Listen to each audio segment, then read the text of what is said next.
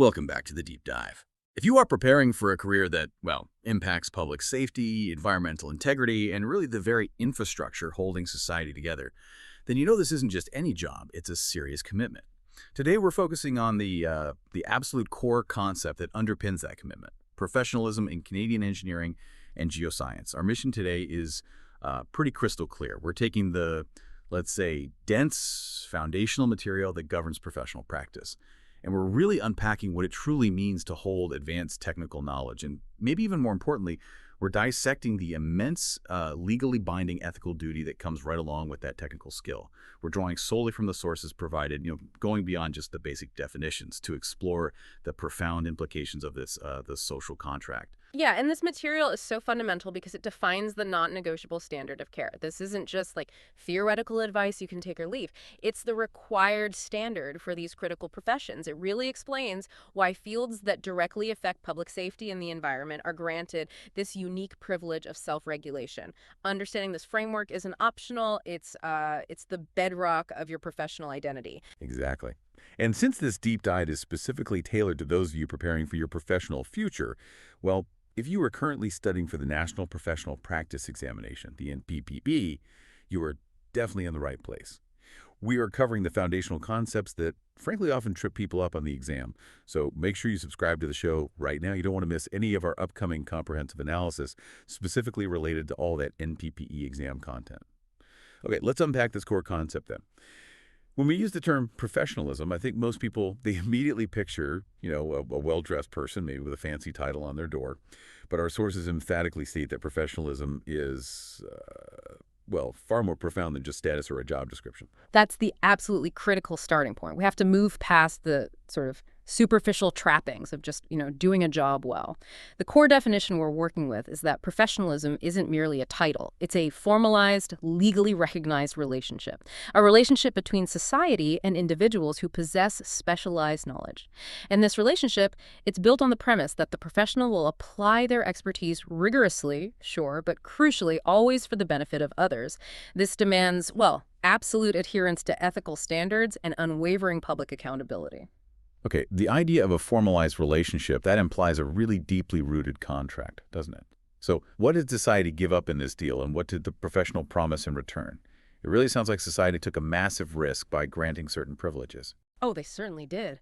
In the Canadian context for engineering and geoscience, the public, acting through the government, delegated the huge privilege of self-regulation. That is the key insight here. The government grants these professions the actual legal authority to govern themselves. They set the entrance standards, they manage the licensing process, they even enforce the disciplinary rules. Now, why would a government delegate that kind of power? Well, because historically, in these high-stakes fields, the profession demonstrated over time that it could enforce standards of competence, yes, but also ethics. And often these standards were stricter and more nuanced than, say, a state bureaucracy could possibly manage effectively. So it recognizes the profession's technical competence and, just as importantly, its proven moral responsibility to protect the public interest. In return for this autonomy, this self-governance, the public places its complete trust in the professional's knowledge, their judgment, and crucially, their integrity. Okay, so if the ultimate privilege is self-regulation, then the defining feature of that relationship has to be the specialized knowledge they hold. That seems to lead us directly to this idea of privilege and duty. Exactly. And what's fascinating here is how the exclusive right to practice flows directly from the professional's unique understanding. This specialized, advanced knowledge is complex, right? It's something the public cannot easily verify, nor, frankly, should they be expected to. Think about it like this.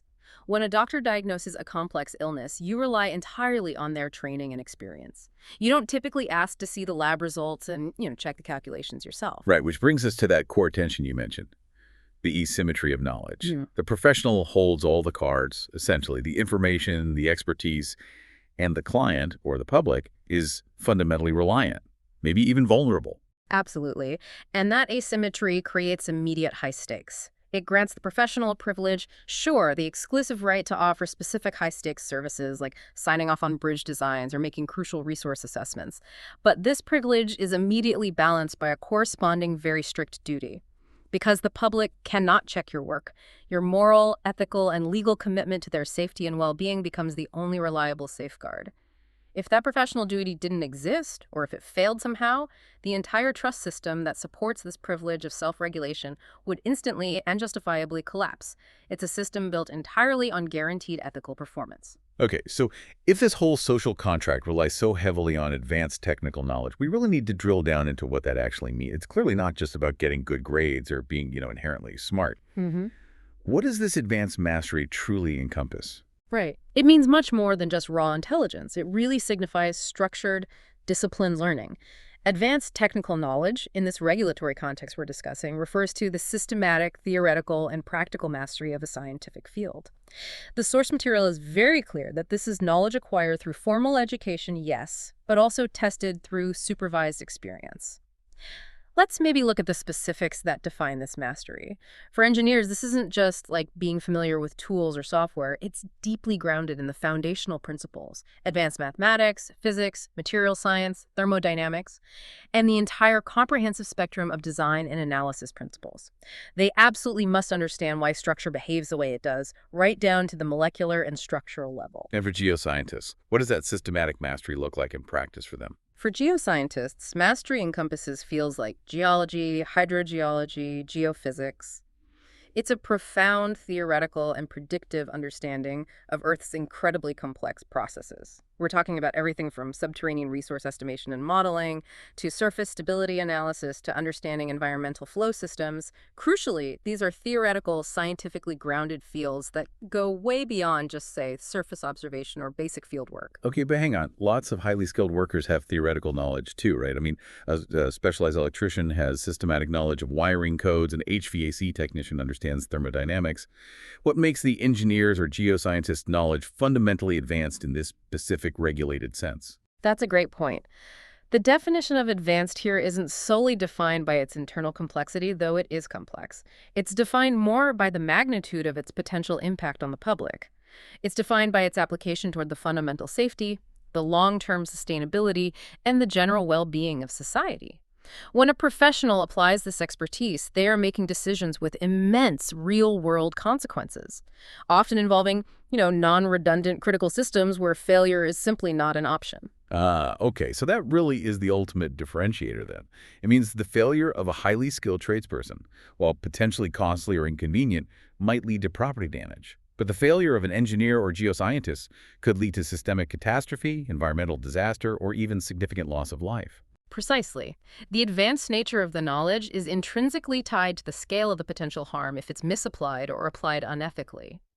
Think about the kind of high-profile disasters the sources implicitly reference. Bridges that collapse under load because of design flaws, buildings that fail during earthquakes due to inadequate seismic standards, or critical resources like water or minerals that are managed in a way that risks environmental collapse or long-term scarcity. The public grants professionals this status because the consequences of error are just so dire. So how does the professional actually deploy this advanced knowledge in practice? No. It can't simply be recalling facts from the textbook. It must involve active decision-making. Right. Absolutely. It requires a highly integrated approach. Professionals are expected to integrate three critical components in pretty much every decision they make. First, they must fully understand the underlying science, the universal why things happen, the fundamental principles. Second, they have to apply their engineering judgment or geoscientific interpretation to the unique and often imperfect specifics of the situation at hand. You never design the exact same bridge twice. You always encounter unique soil conditions, unexpected microclimates, localized challenges that aren't in the textbook. Okay, so the site-specific challenges force them away from simple formulaic answers. What's the third component then? The third component is integration. They have to synthesize all this diverse information, the theoretical knowledge, the site-specific data, the regulatory requirements, the public safety factors, into a single unified solution. And that solution has to be both technically sound, safe, and efficient. This combination of deep scientific grounding, sharp analytical thinking, and experienced practical judgment forms the absolute essence of professional expertise. It's the difference, say, between knowing the theory of water flow and actually designing a complex, safe, and sustainable flood mitigation system for a specific, unpredictable watershed. That integration, that's where the advanced nature of the knowledge truly manifests. It's becoming really clear that everything we've discussed, this social contract, the complexity of the knowledge, it all hinges on that single, maybe even fragile concept of public trust. So how does the professional association and the system as a whole ensure that this trust is actually maintained when the public cannot possibly verify the technical work themselves? Trust is absolutely the lifeblood of self-regulation. We have to keep reiterating the necessity of public trust because it's the non-technical factor that literally holds the entire system together. The general public, you and I included in areas outside our expertise, simply lack the capacity to personally inspect the structural calculations for a new high-rise tower, or, say, to confirm the complex predictive models used in a major resource extraction project. We just can't do it. So they're essentially forced into a position of absolute reliance. If they can't verify it themselves, they have to just assume it's correct, assume it's safe. That is the key mechanism, yes. Society effectively substitutes individual verification with a collective assumption.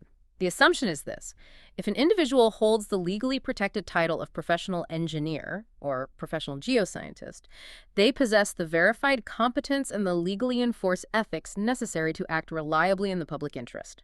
This title protection isn't just symbolic, it's legally mandated precisely because it provides a reliable, state-backed public assurance of quality and safety.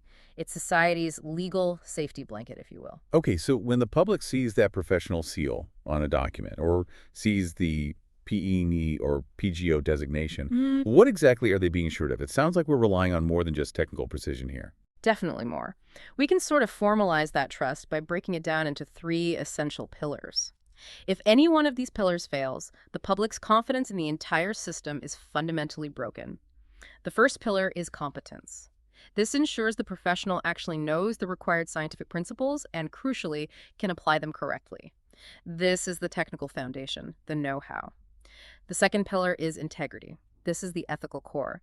It means the professional acts honestly, avoids conflicts of interest, and always prioritizes the public good above personal gain or even client demands. This is the moral pledge.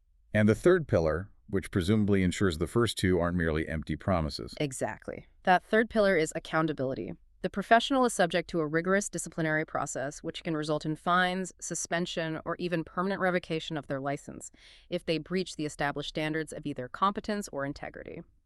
Accountability is the enforcement mechanism. It's what ensures that the promise of quality and ethical conduct is binding and verifiable, at least after the fact if something goes wrong. I want to push back on this a bit. Let's say you have a PA who is technically brilliant, absolutely flawlessly competent, but they deliberately hide a significant conflict of interest. Maybe they certify a product made by a company they secretly own shares in. The technical work itself might be perfect, but the system still seems to fail there, doesn't it? Which pillar is ultimately more crucial? That's a really critical challenge, and it highlights a key point. The integrity pillar is arguably the most vital in many ways, because without it, competence simply becomes a tool for potentially sophisticated deception or self-dealing. As the sources stress, the legitimacy of self-regulation collapses without all three pillars working together.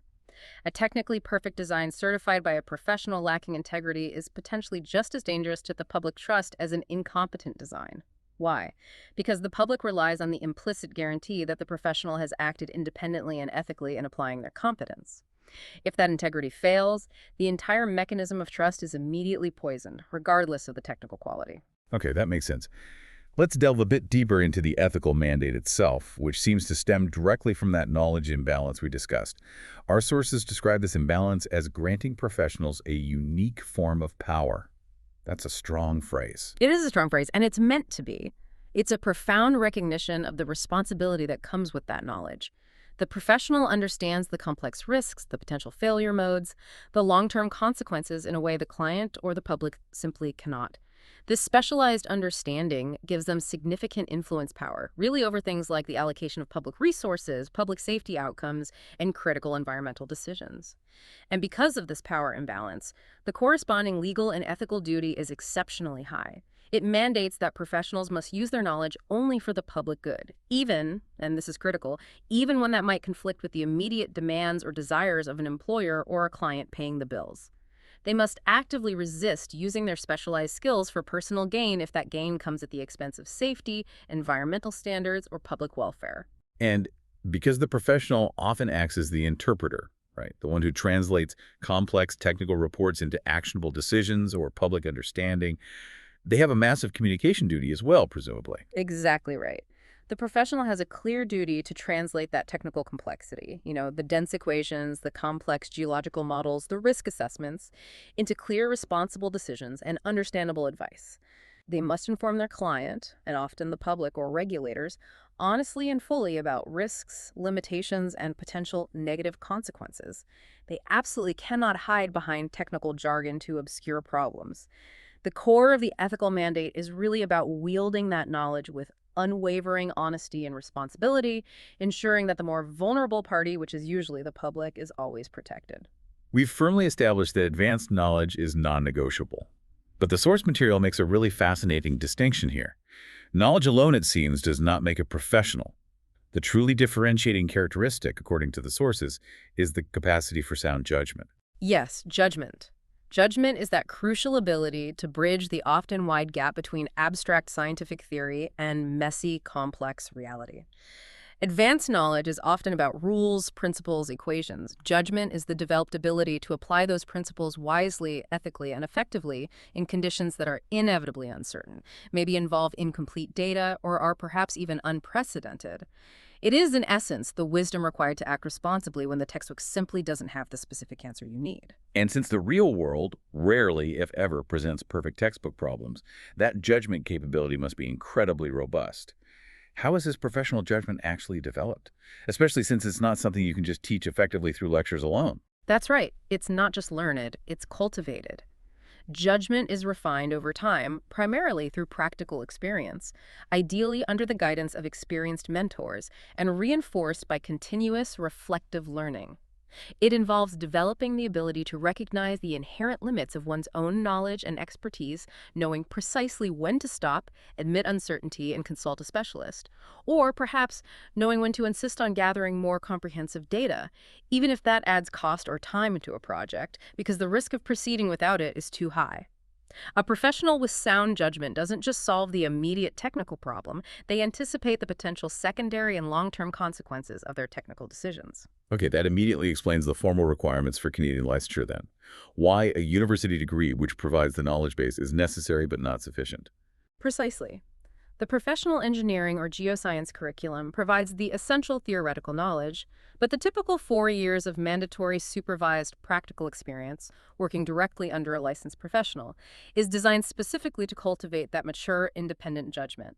The professional in training needs to see theory applied in practice, encounter unique site conditions, learn how to manage technical risk firsthand, and develop that independent decision-making capability before society grants them the legal right to sign and seal a design that directly affects public safety. Let's turn now to the formal mechanism that actually codifies this promise to the public. The licensing process, governed by the Provincial and Territorial Engineering and Geoscience Acts. Why does society need these highly specific dedicated acts? Why not just let general business law or contract law handle professional services? Well, the acts exist because, in these specific fields, engineering and geoscience society simply cannot afford catastrophic failure. The potential consequences are too severe. The typical market mechanism, allowing consumers to choose based on reputation or price, is just too slow and ineffective when life, limb, major economic assets, and vast environmental resources are directly at stake with every major project. Regulation through these acts ensures standardized minimum levels of competency and ethical behavior across every single practicing professional within that jurisdiction. The acts are the legal instrument through which society delegates that power of self-regulation to the professional body, but also sets the boundaries and ensures that the necessary public protections are consistently and legally applied. And the licensing process itself, which you mentioned earlier, seems to serve two clear, distinct purposes in solidifying this social agreement between the professions and the public. Yes, exactly two main purposes. The first is the rigorous verification of competence. This means ensuring the applicant has demonstrably met the required academic benchmarks and successfully completed that required period of supervised, relevant experience. It's checking the know-how and the practical application. The second critical purpose is the assurance of ethical responsibility. This confirms that the applicant understands their extensive legal and moral duties to the public, to their clients, to employers, and to the profession itself. This ethical understanding and commitment is typically assessed formally through the National Professional Practice Examination, or NPPE. Licensing thus acts as the critical gatekeeper, protecting the public from both technical incompetence and a lack of professional integrity. So the P-ing or PGO status, then, it's far more than just a credential like a diploma. It's the formal legal recognition of this entire social contract we've been discussing. What does this professional status actually grant the individual professional, and perhaps more importantly, what does it demand from them in return? That's a great way to put it. Professional status is essentially the embodiment of the social contract in action. In exchange for the professional accepting these serious legal and ethical obligations that extend far beyond mere self-interest, prioritizing the duty to the public above all else, society grants them certain significant privileges and a degree of autonomy. These elements of status typically include the exclusive right to practice, meaning only licensed professionals can legally offer certain high-stakes engineering or geoscience services.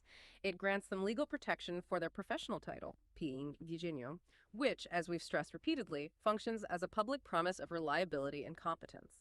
They also get the privilege of self-regulation, the ability to collectively govern their own standards and ethical conduct through their professional association. But, and this is the crucial trade-off, this status is inextricably coupled with severe accountability for any professional negligence or misconduct.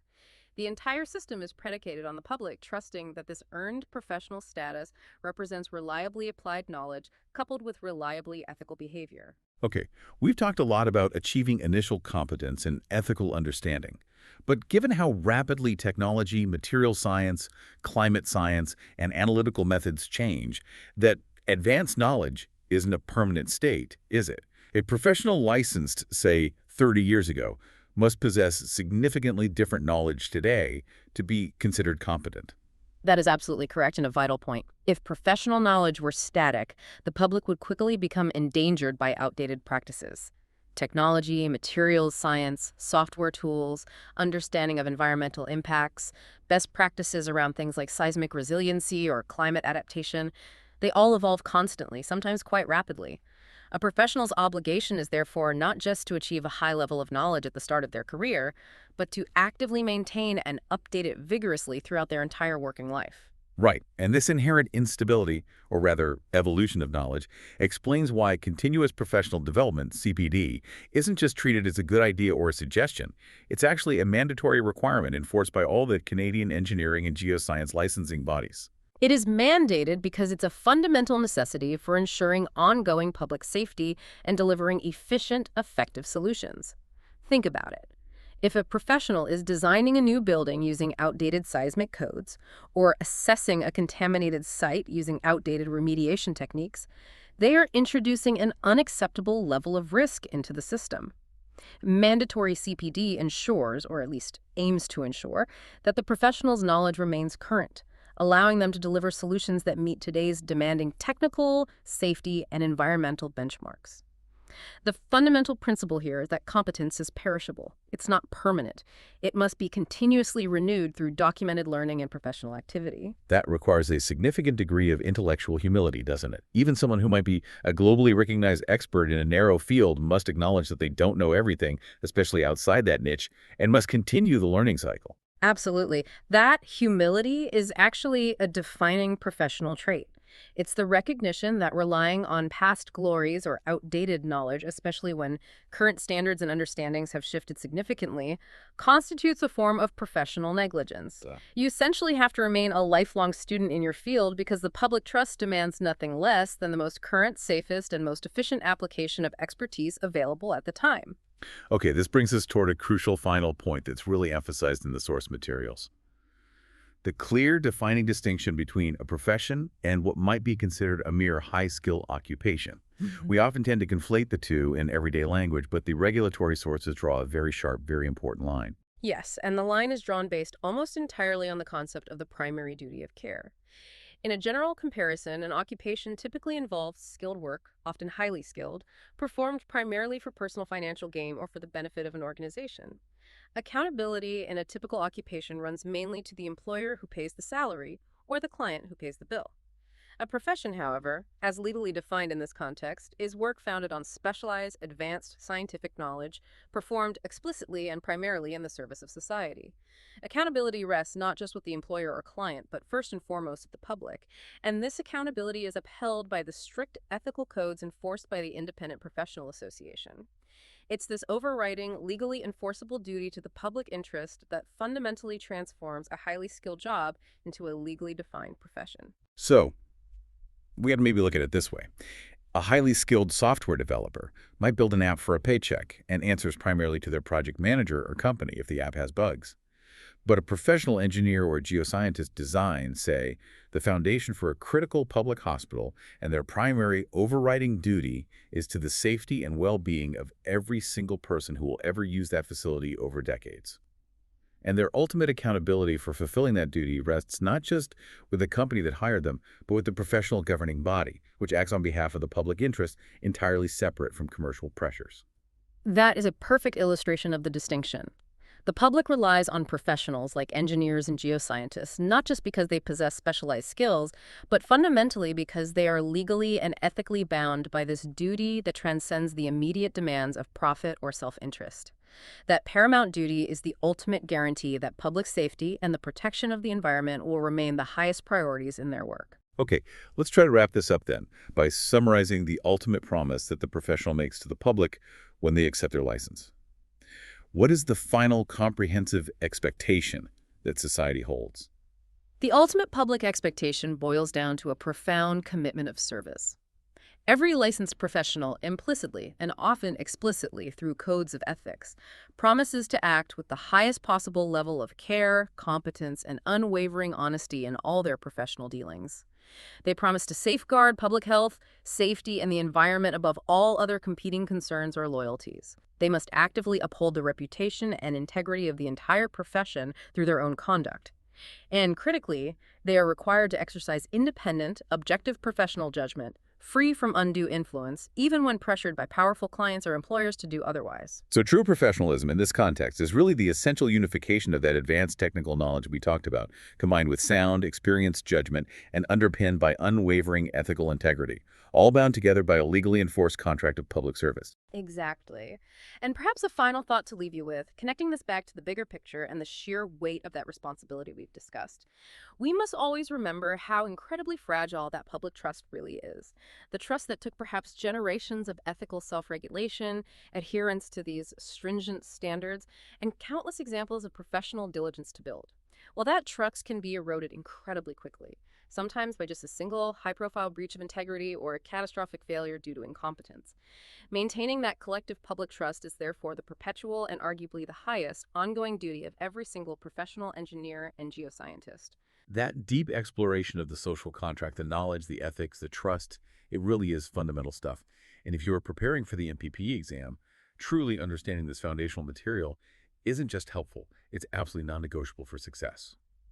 So to make sure you receive all the remaining deep dives and our specialized analyses that are necessary to help you prepare and ultimately be successful on the NPPE exam, please hit that subscribe button now.